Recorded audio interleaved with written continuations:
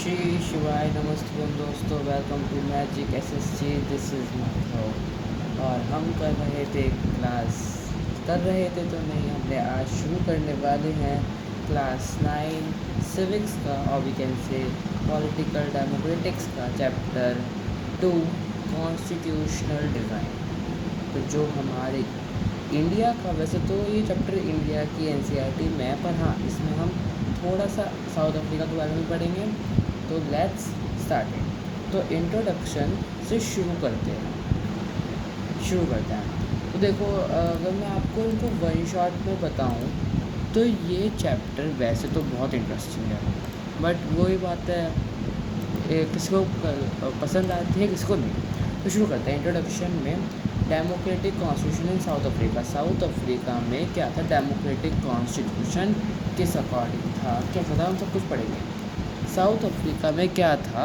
White minority rule था that follow apartheid system. You know कि south Africa के लोगों का जो कलर होता है, स्किन कलर, वो मोस्टली ब्लैक होता है। ऐसे वो कोई दिक्कत नहीं है, बट वहाँ पे क्या हुआ था उस समय पर कि वहाँ पे वाइट माइनॉरिटी रूल था, और वहाँ पे वो अपार्थाइड सिस्टम फॉलो करता था। अपार्थाइड सिस्टम मतलब एक ऐसा सिस्टम जहाँ पे ब्लैक्स और वाइट्स के बीच में डिस्क्रिमिनेशन किया जाता था, जिससे क्या हुआ, उसे अपोज किया था नेल्सन मंडेला ने।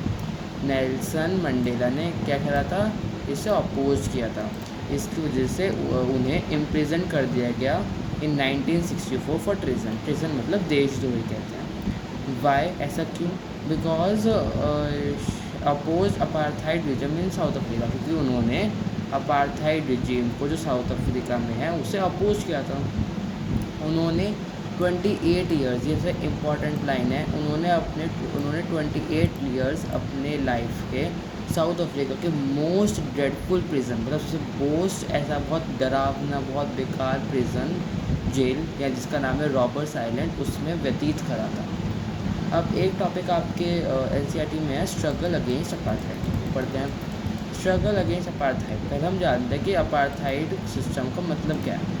Apartheid system is a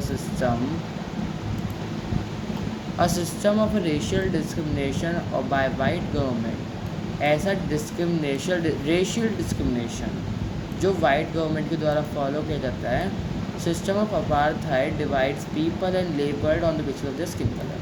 जो अपार्थाइड सिस्टम होता है ना, वो डिवाइड कर देता है पीपल को एंड उनको लेबल कर देता है on the basis of their skin colour. कैसे? उनको उनके स्किन कलर के अकॉर्डिंग उन्हें लेबल कर देता है कि ये ब्लैक है तो ये बेकार है, या फिर इन्हें छोटा मानो।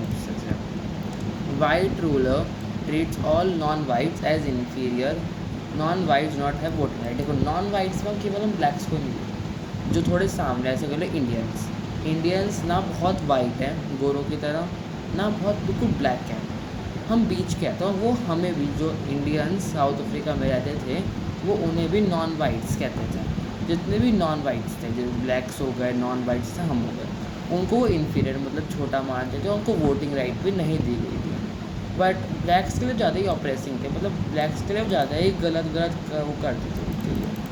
कैसे क्या क्या करते थे वो they have forbidden from living in white areas. जो वाइट एरियाज जहाँ पे वाइट कलर का पेंट हो रखा है, नहीं, वाइट एरियाज़ वो वाली जगहें हैं जहाँ पर वाइट पीपल, जो वाइट लोग हैं वो रहते हैं। वाइट पीपल यानी जो वही वाइट माइनॉरिटी के लोग could work in white area. तो वो वाइट एरियाज़ में काम कर सकते हैं जब उनके पास परमिट होगी। जितनी भी पब्लिक फैसिलिटीज़ हैं वो भी डिवाइड कर दी गई बिटवीन वाइट्स एंड ब्लैक्स।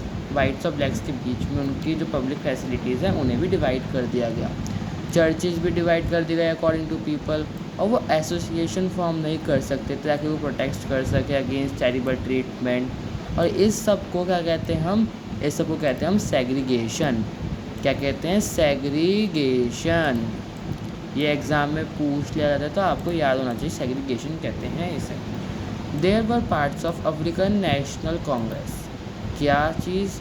ये है अफ्रीकन नेशनल कांग्रेस। वहाँ पर ना फिर एक पार्टी बनी, जैसे कांग्रेस जो है ना वो केवल इंडिया में ही नहीं, कांग्रेस बहुत सारी दुनिया के बहुत सारे पार्ट्स में बनी हुई है। अब इंडिया में तो इंडियन नेशनल कांग्रेस है, वैसे अफ्रीका में अफ्रीकन नेशनल कांग्रेस थी जो 1950 से सिंस 1950 से जो ब्लैक्स वो और इंडियंस ने मिलकर वो बनाई थी है सिंस 1950। ये चाहिए यहाँ पे, ये गलत आ गया।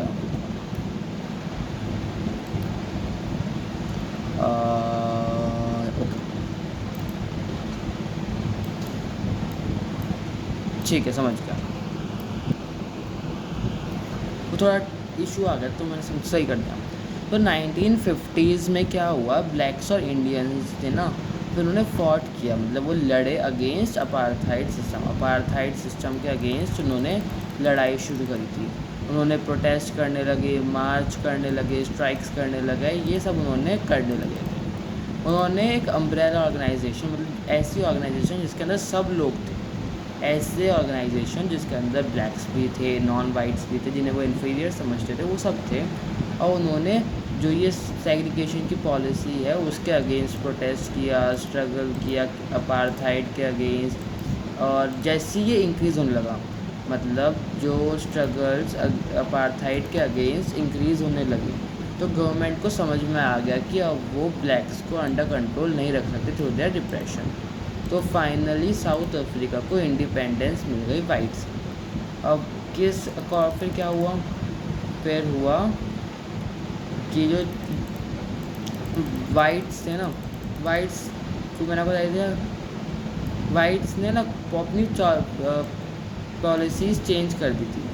वाइट रिजीम ने अपनी पॉलिसीज़ चेंज कर दी, मतलब उन्होंने क्या क्या चीज़ें करी थी कि उन्हें साउथ अफ्रीका वालों को इंडिपेंडेंस ना मिले। उन्होंने क्या किया, वाइट रिजीम ने अपनी पॉलिसीज़ चेंज कर ली थी, उनके डिस्क्रिमिनेशन लॉज रिपेल कर दिए थे। और फिर आई थिंक इशू है सब, हाँ, मतलब मेरा मतलब ये है कि जब इंडिपेंडेंस मिल गई तो क्या हुआ, तो वाइट रिजीम की जो पॉलिसीज़ थी ना वो चेंज हो गई, डिस्क्रिमिनेशन लॉ रिपेल्ड कर दिया गया। 28 ईयर्स के बाद नेल्सन मंडेला फ्री हुए, अपार्थाइड गवर्नमेंट एंड ख़त्म हो गई और फॉर्म बन गए मल्टीरेशियल गवर्नमेंट, बैन हो गया पॉलिटिकल पार्टीज़ में और रिस्ट्रिक्शंस हो गया मीडिया में लिफ्ट। आखिरी बात, थोड़ा सेक्शन थोड़ा सा गलत हो गया, मैं बता देता हूँ आपको। जब साउथ अफ्रीका इंडिपेंडेंस पा गई थी, जब उसे इंडिपेंडेंस मिल गया था, तब साउथ अफ्रीका में क्या क्या चेंजेस हुए, वाइट रिजीम, ये सब चीज़ें चेंजेस हुई थी जो मैंने आपको बताई थी। ये बहुत इम्पॉर्टेंट है, ये आप अच्छे से पढ़ लेना। और हम मिलेंगे आपसे कल, तो तब तक के लिए बाय बाय, श्री शिवाय नमः।